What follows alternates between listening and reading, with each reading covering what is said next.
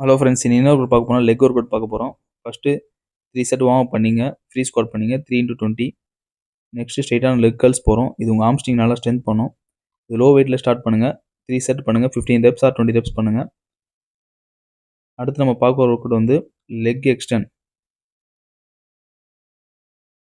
Leg extend வந்து உங்கள் friends கூட நல்லா மோல்ட் பண்ணும். இதுவும் 3 செட் பண்ணுங்கள், 15 ரெப்ஸ் பண்ணுங்கள்.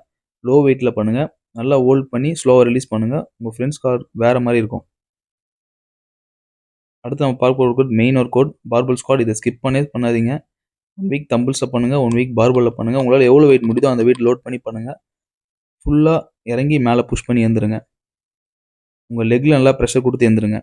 அடுத்தது லெக் ப்ரெஸ். இதில் ஈகோ லிஃப்ட் பண்ணாதீங்க. உங்களால் முடிஞ்ச வெயிட்டை நீங்கள் போட்டு லிஃப்ட் பண்ணுங்கள். ஃபுல்லாக கீழே இறங்கி மேலே புஷ் பண்ணுங்கள். அடுத்து வாக்கிங் லஞ்சஸ். ஒரு நாள் வாக்கிங் லஞ்சஸ் பண்ணுங்கள், இல்லை பல்கேரி லஞ்சஸ் பண்ணுங்கள். லஞ்சஸ் ரெகுலராக பண்ணிங்கன்னா உங்கள் ஃப்ரெண்ட்ஸ் கூட நல்லா மோல்ட் ஆகும். ஃபைனல் வந்து காஃப் ரைஸ். காஃப் ரைஸ் வந்து நீங்கள் லெக்கோட போடணும்னு அவசியம் இல்லை. லெக் ஒர்க் கூட ஆட் பண்ணுங்கள். அதே மாதிரி வீக்லி 3 டைம்ஸ் பண்ணுங்கள். உங்கள் காஃப் மசில் நல்ல ரிசல்ட் வரும்.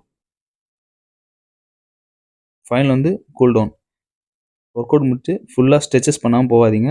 Stretches very important. தேங்க்யூ.